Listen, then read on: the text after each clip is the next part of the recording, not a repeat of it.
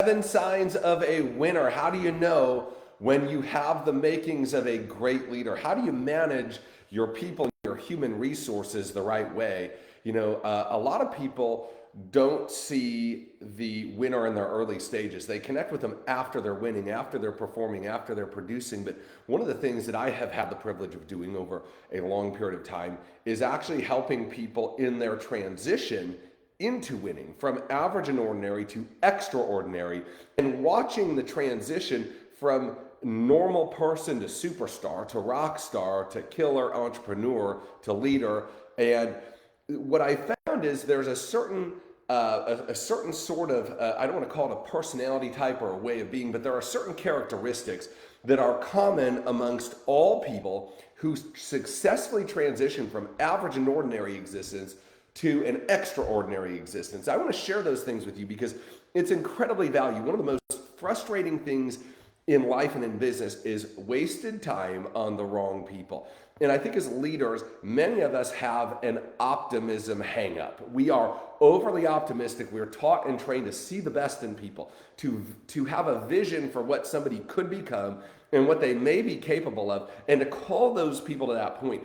And that's so important. That is the job of a leader. The job of the leader is to see things in you you don't see in you, to see further than you see, to believe bigger than you believe. And those things are wonderful. But sometimes as leaders, we can become victims of our own leadership. We see what somebody could be, and we mistakenly believe that they are that right now. We have a tendency to be able to think that people are further ahead than they really are, or to see through these rose-colored glasses of who they might become versus who they are right now. One of the biggest causes of failure in business is burnout due to spending lots of time, energy, effort, and resources on the wrong people. Type wrong people in the comments, okay? On the wrong people. So how do you know when you have that right person?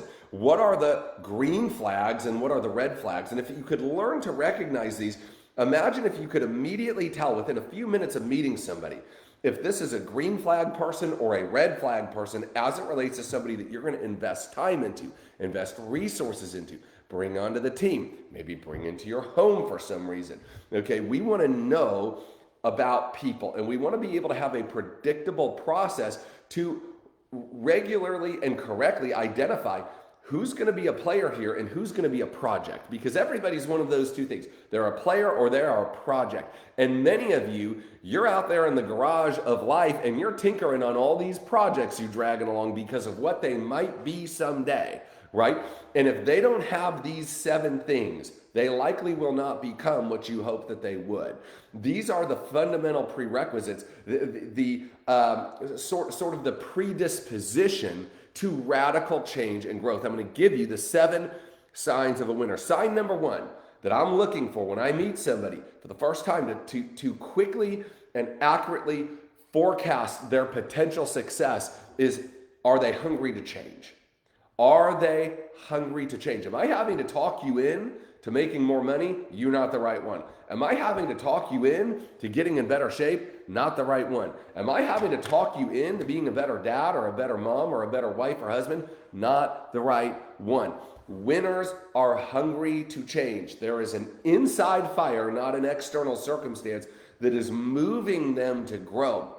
Okay, there's an idea that I talk about in my book, Byproduct, which you can get anywhere, by the way, okay, called the action threshold. Type action threshold in the comments, okay? It's the action threshold, and all people require a certain level of motivation, a certain level of inspiration, a certain level of reasoning to do something before they will take action on that thing. I call that an action threshold. And what I found is most leaders have very low action thresholds. They don't need a lot of certainty to take action. They don't need a lot of convincing to take action. They don't need a lot of movement and momentum to take action. Their action thresholds are low. And then we all know people who procrastinate like it is a spiritual gift. Okay. And those people have very, very high action thresholds, like the moon and the stars, and all these things need to line up, and then they'll consider taking a little bit of action on something. Okay. Winners and future winners have low action thresholds, and they are hungry for change. They want to change and they are ready to take action. You're not convincing them, They just want to know, what do I need to do? They are ready for the doing. Number 2, and 7 signs of a winner. Number 1, they're hungry for change. Number 2 is they are available for change. They are available for change. They show up. They plug in. They start hanging around the people and the places that they want to become like. They start hanging around their future instead of hanging around their past. They are available for change. You don't know how many people that I met over the years that could have changed their life in substantial and incredible ways, but they're too busy. I have this going on, I have that going on, this is happening in my life right now, I've got all this stuff, I've got this challenge, and they are unavailable for change. They want to change, but they're not making themselves available. But listen, nothing changes until something changes. And something changes when we change what we do on a daily basis. That means we're going to have to do something different. We need to be available to make the changes. We need to be available to learn about the changes. Back when I worked in the ministry, one of the things that we used to say all the time when we were building big communities here is the best ability in God's kingdom, okay, it's not preaching. The best ability is not fundraising. It's not in building a church, or it's not in, becoming a great worship leader. Those are great abilities, but the single most important ability when it came to building a kingdom-focused community, the single greatest ability was availability. Am I available to learn, grow, and change?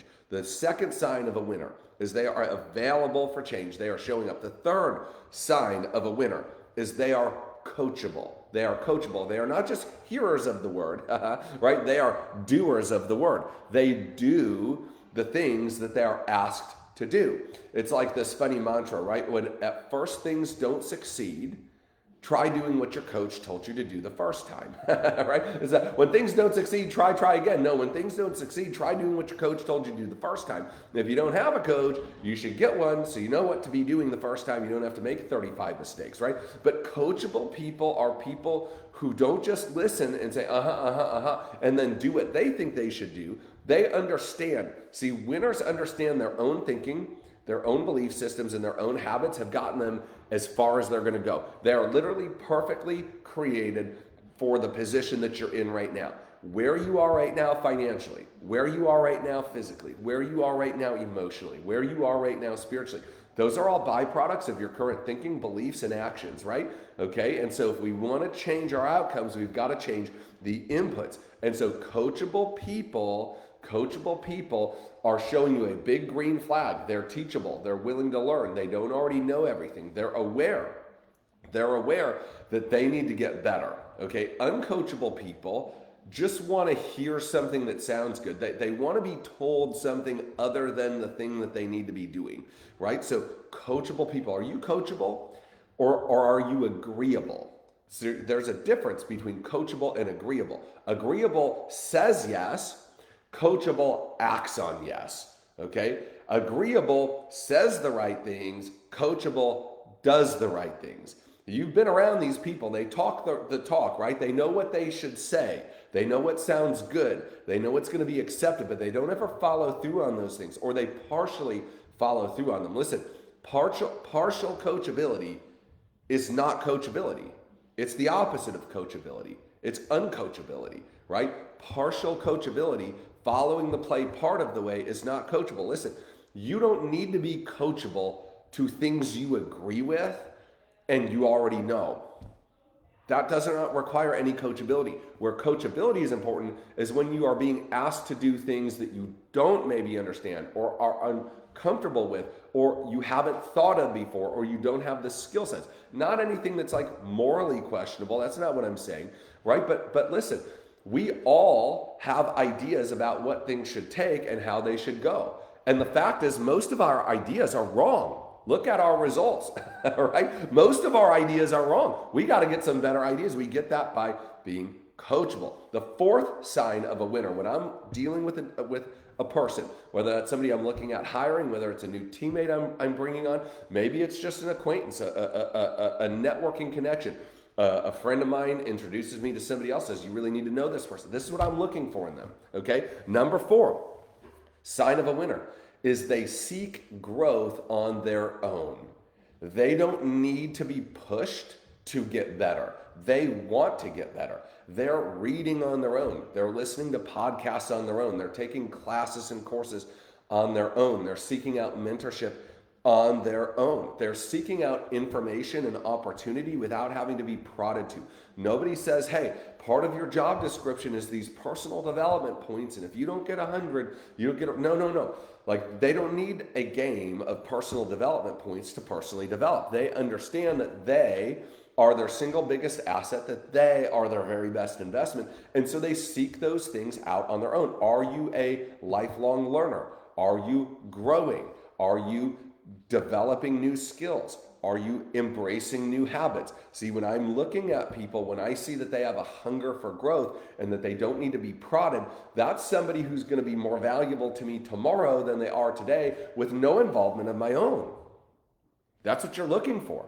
That's what you're looking for. And listen, if you've got to be cattle prodded to grow, understand that no legitimate leader is ever going to really take you seriously. Why? Because you don't want it bad enough.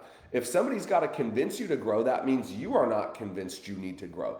If you're not convinced you need to grow, but you are not living the life of your dreams, you have a major disconnect. You are deceived, right? And trying to lead a person who is deceived or operating under deception is a nearly impossible task because there is no foundation of truth. There is no up and down, right and wrong, okay? There's only what this person believes, regardless of what information supports that belief. So the fourth thing, if I'm looking at the 7 keys, the 7 signs of a future winner, the fourth thing is this hunger and willingness to grow on their own. Number five key to people who are going to succeed long term is they are willing to invest in themselves. They are willing to invest in themselves.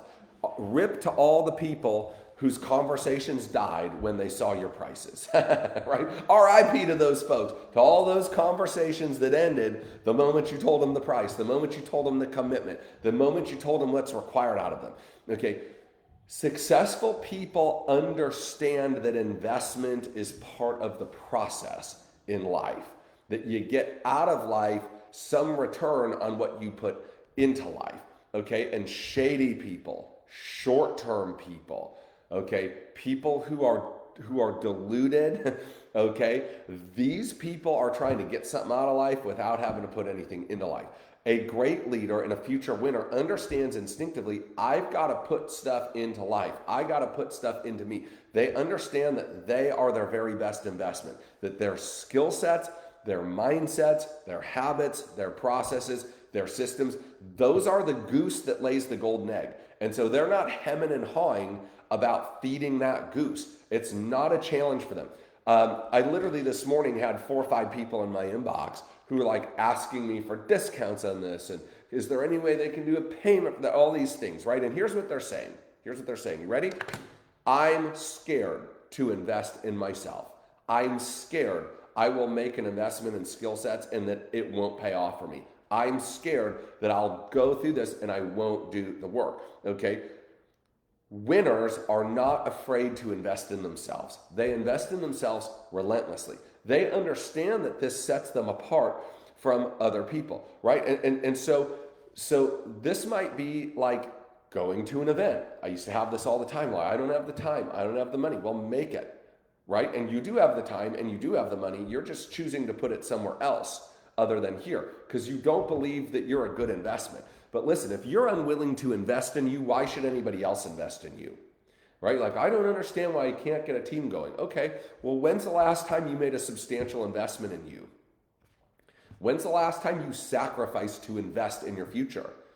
If you don't know the answer to that, that's why you don't have a team. That's why you don't have people following you, because they understand this. They conceptually get like, I'm following somebody that isn't even willing to put $50 into themselves. This is not the right cat to follow. This person does not have the life I want and likely will never have the life I want because they're too afraid. They think things should just be given to them where they are versus having to get better and to earn those things, right?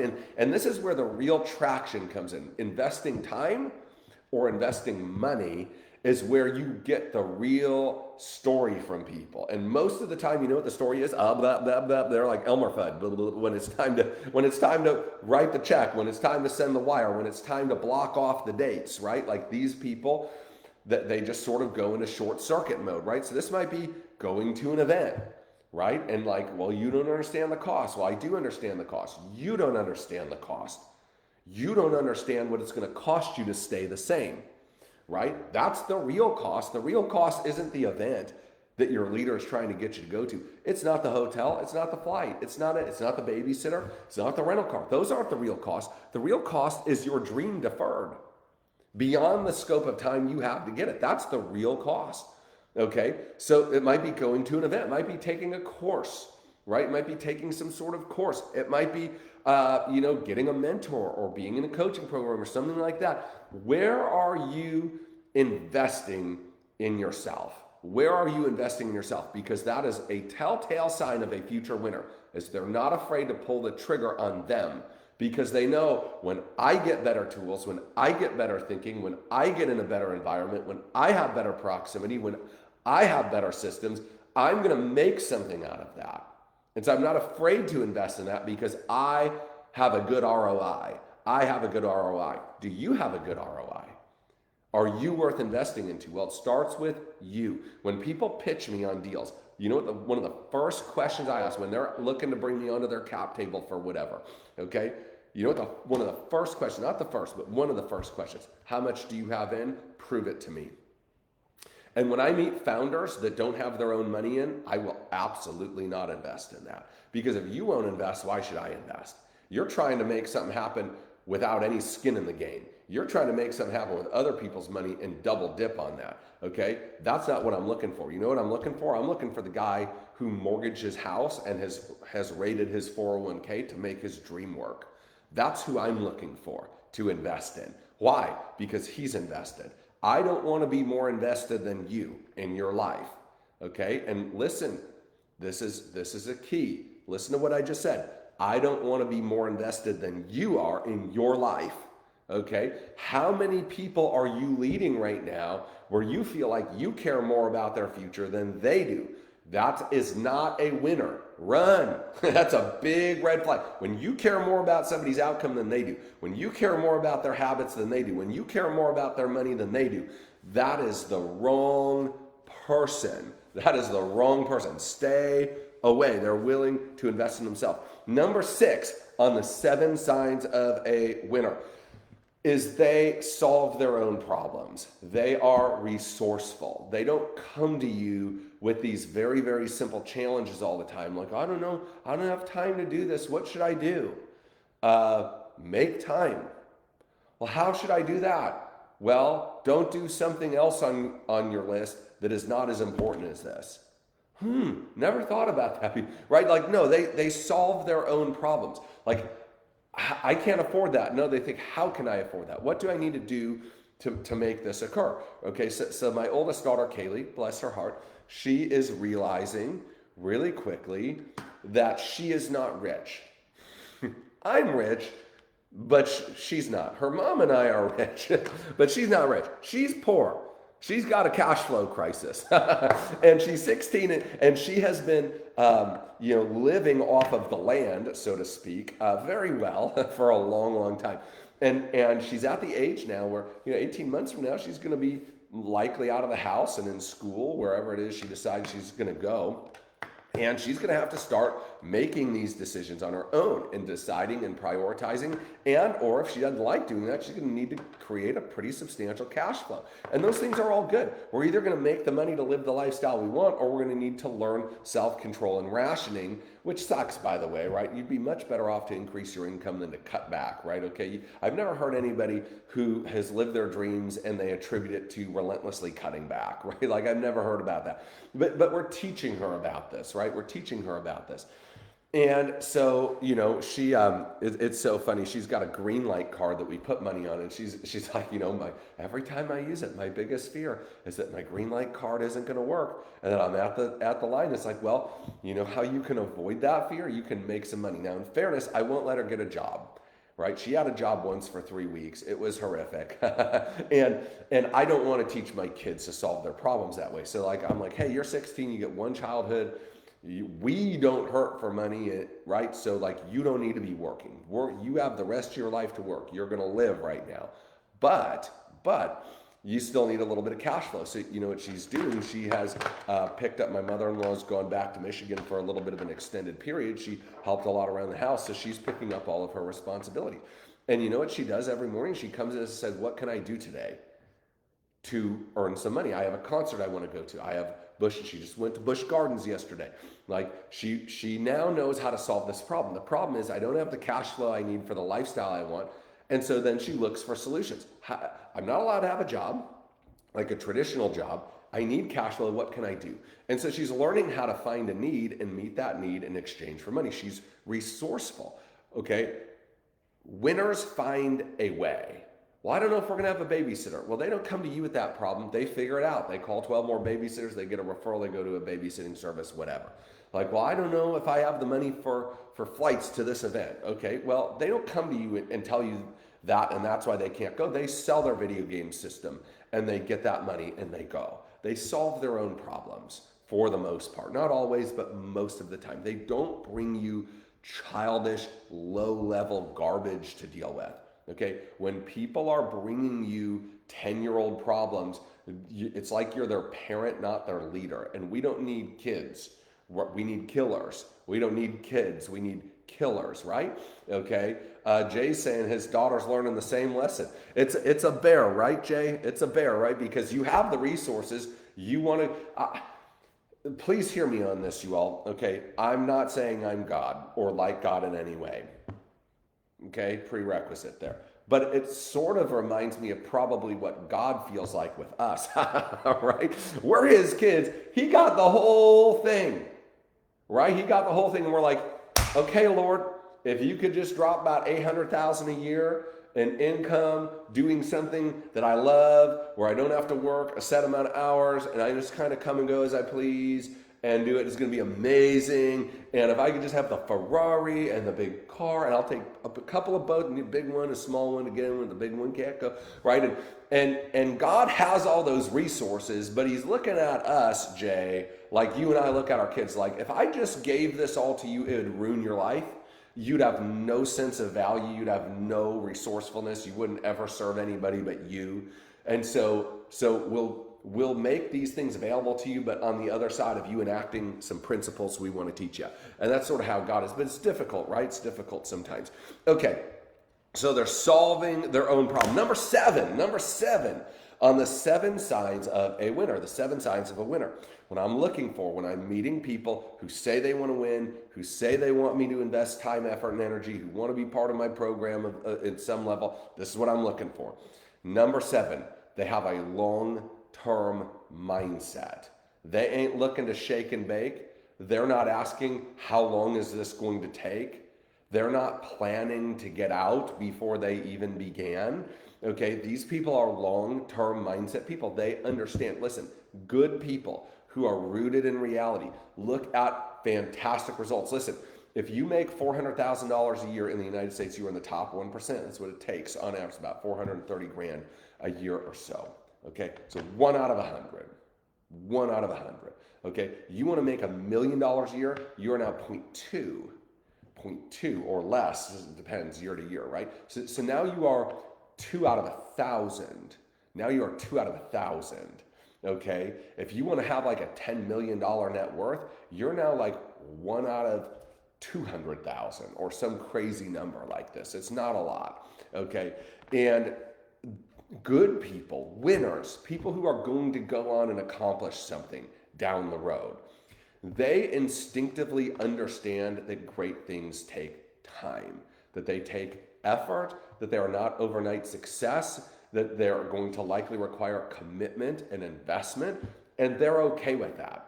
And so big red flags for me. How long is this going to take? How quickly will I get these results? Here's what I know. These people are only willing to invest if they feel like they're getting an exorbitant amount more value more quickly than what they're putting in. They're gamblers. They put in a little bit, but they want a whole lot back out, right? Okay, the problem with gambling is the longer you gamble, the more likely you are to lose. The house always wins eventually, right? And I don't want to be a gambler. I want to be a champion. A champion pays the price in full and up front and expects to win. This is what this costs, and I have paid this. Give me my reward. That's how a champion thinks. A gambler thinks, I know it costs this, I'll give you 10% of it, and what do you say we roll 50-50 on that I get this or not, right? That's how a gambler thinks. A gambler is going to take chances and lose more than win when it comes to accomplishing the things they want. Long-term mindset people, these are people you can build great things with because they're not going to disappear next week, next month, or even next year. They understand instinctively this is a process. Listen, I in the War Room, which is one of my coaching groups, which is amazing. Okay, we have everybody in the world in there, right? Entrepreneurs, business leaders, CEOs, executives, stay-at-home moms, sales professionals, everybody in there. Okay, and you want to know one of the key indicators to how effective this program is going to be, because some people come in there and then all they do is the War Room. They don't do any private stuff. They don't do any one-on-ones, and they grow their income by hundreds of thousands of dollars in a year. I've had a few of them grow their net worth by $500,000 or $1 million in a year. And these people are not doing any form of private anything, but they're engaged in the process. And one of the common traits amongst those people is they're not like, oh, I didn't get rich yet after 2 months, I guess I should stop this, right? Like that's not how they look. They look at themselves and their dream as a lifelong process. And that's like a 4-letter word to us. Like, whoa, like lifelong, like I wanted this yesterday. I don't know about that. But listen, when you want something bad enough, you don't care how long it takes. You only care that you get it, right? It's not about the pathway, it's about the result, okay? And so this is the 7th sign of a great up and coming winner, is they have a long-term mindset. They're committed for the long haul. They're committed for the long haul because sometimes the long haul is what is required. If you want to be somebody that's 1 out of 100,000, you're going to have to do something that 99,999 other people were unwilling to do. They were capable of it, they just wouldn't do it, right? And part of that is having a long-term mindset, having an urgency now to do what I can with what I have, and having a long-term mindset for the process and the system and the people. One of my favorite things that I like to help leaders understand, and it's a concept I call patiently impatient. Patiently impatient. I'm going to teach this to you. I want you to ask yourself, do I see this very often, or is it more often that I see the reverse of this? Patiently impatient means that we're going to be patient with the process and patient with people. We're patiently impatient. We're going to be patient with the process and patient with people. And we're going to be impatient with us. We're going to be impatient with us to make the commitment, to learn the skill, to show up and act, to dig deep, to push ourselves harder. We're going to have a very short rope with us and a very long rope with others and with the process. And when we're impatient with ourselves to do what we can with what we have, when we force ourselves to grow every day, when we force ourselves to win the day, to have action and habits and execution that we're proud of, when we are impatient with that, we don't tolerate wasting time. We don't tolerate wasting days. It's right now. It's urgent. When we're impatient with us, but then simultaneously we're patient with the process. We understand I'm going to push myself, but this is going to take time to come to fruition. When we understand I'm going to push myself, but I'm going to pull these other people. I'm going to have a lot of grace for them. I'm going to be hard on me and easy on them. When we have that mindset, when we are patiently impatient, that is the winner's long-term mindset. I'm urgent to get the best out of me. And while I'm being the best, I'm going to be patient with the process unfolding around me. And when you have people like that, they're not constantly getting hot and cold. You're not constantly having to talk them off the ledge. You're not constantly having to push them or remind them or console them. Like they understand this is going to take time, and as long as I'm heading in the right direction, that's all that I need to be concerned about right now. So these are the 7 keys. These are the 7 keys to identifying a winner early. Again, most people, when they start to build gravity, when they start to build a following, when results are already present, okay, we look at those people and we can see the outcroppings of this. But again, one of my unique opportunities that I've had in life is the opportunity to take a bunch of people from 0 to 100 really fast, right? And so so sorting through what look like a bunch of average people and learning how to recognize the traits of serial winners, the traits of people who have great futures, became very, very valuable to me. Because there are so many average people, we could waste our life talking to average people and never find what we're looking for if we don't know what we're looking for. It became very important to me that in a minute or two of talking to you, I had a framework where I could say, this person has most, if not all of these things. This is a good investment. This person has few, if any of these things. This is not a good investment. And it helped me to quickly summarize what I was likely to get. Was I always right? No, I wasn't always right, but I was mostly right. Type mostly right in the comments. I was mostly right. Okay, and that's enough. You don't always have to be right. As long as you're mostly right, that's generally plenty. So 7 signs of a winner. 7 things I was looking for in somebody who is not winning yet, but would win in the future. Number 1, they're hungry to change. They have a low action threshold. They are bent on taking action. Number 2, they're available for change. They make the necessary changes in their time, in their travel, in their work schedules, in their rhythms and routines so they can show up for change. Number 3, is they are extremely coachable. They do what they're asked, and they do it all the way, not part of the way. They don't negotiate on the coaching. They overdo it. Number 4 is they seek growth on their own. They seek growth on their own. And they're not having to be pushed to get better. It's not part of their job description. They want to be better. They understand, for my future to be better, I need to be better. For my future to be better, I need to be better. Okay, and so they get these opportunities to grow, and they seek them out, and then they act on them. Number 5 is they're willing to invest in themselves. They're willing to invest in themselves. They see themselves, their skill set, their ability to generate income, their network, their habits, all of those things. They see those as things that have to be built, and that they can build them by strategic investment. And that might be investing time into listening to a resource, reading a book. It might be investing money into a program or a coaching relationship. It could be any number of things like that, but they're not afraid of that. People who are afraid to invest in themselves, you need to steer clear from. Okay, number 6 is they solve their own problems. They don't present you with loads of simple problems. They figure it out. They find a way. And number 7 is they have a long-term mindset. They understand instinctively that success, meaningful success, long-term success, significant success, these things take time. Great things take time. And so they're not overly concerned about how long something's going to take.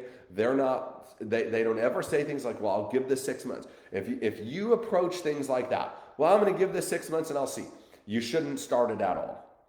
Okay, if you're not willing to, if the goal isn't big enough or you're willing to do whatever it takes for as long as it takes, you're walking on the wrong path anyways. Okay, so they're long-term mindset people. So let me ask you a question. Can you see some of these traits or the absence in some of the traits in some of the people that you're working with right now? What are you going to do about that? What are you going to do about that? Okay, so listen, winners hang with you, okay, and everybody else, they can hang with you, but they never hang with you. They hang in groups, they hang in processes, they hang in systems, but they don't hang with you personally. Your time goes to people who have all 7 of these things, not people who have 5 of them or 3 of them or 1 of them or none of them. Okay, so we want to make sure that we understand that we need to look at the people we're leading, and we need to be honest, accurate, and sober-minded about what do these people bring to the table here, right? They might not have everything they need now, but do they have the capacity to build and become what you need later? Okay, so let's look at the people you're leading.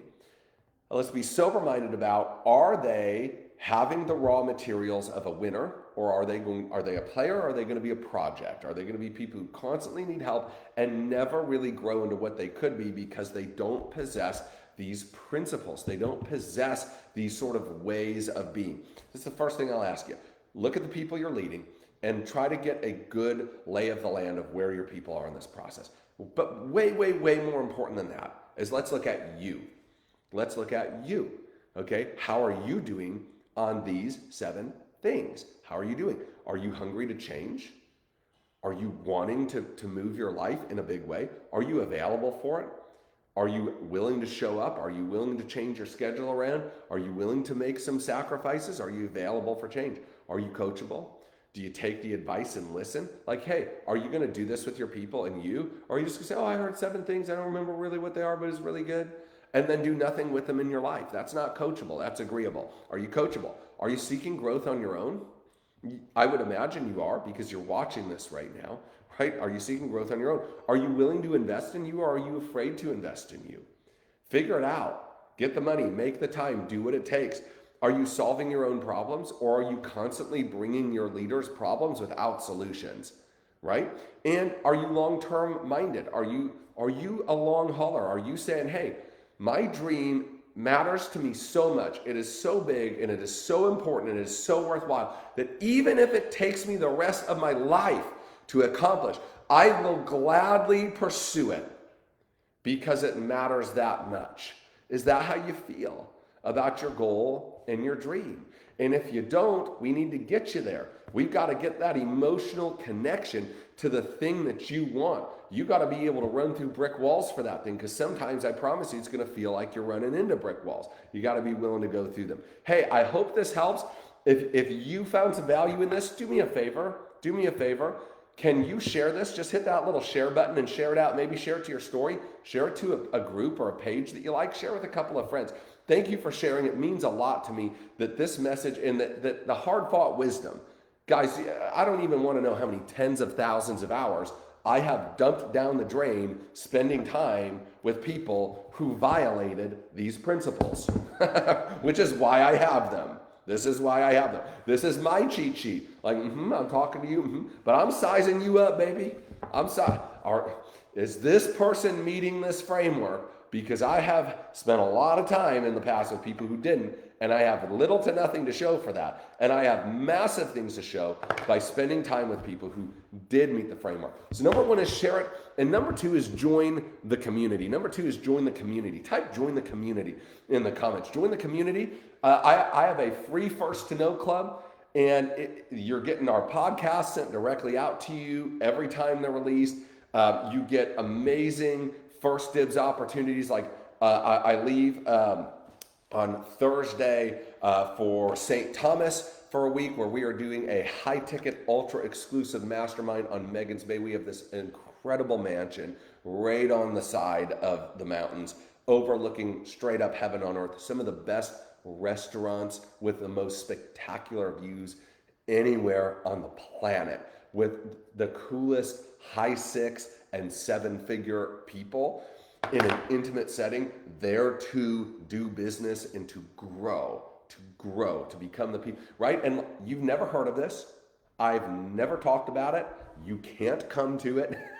It is sold out. It will always be sold out before you have any chance of hearing about opportunities like that. But in the First to Know Club, you get to hear about these opportunities. You get advanced copies of books and other things. You'll get to know where I'm at for meetups and other things. It's totally free. Jump into that bad boy. Just click the pinned comment there and join the community and get some information. And we send you out all sorts of free bonus content and tips and tricks and teaching that are going to help you. They're going to help you become the person that you want to become. So listen, I know your time is valuable. Thank you so much for investing a little bit of that with me today. I know this has helped you. I know it's encouraged you. I know it's challenged you to think a little bit differently about you and about the people that you're leading. And that's my goal. I want to shake you up a little bit and then point you in the direction of your dreams. God bless. We'll talk to you soon.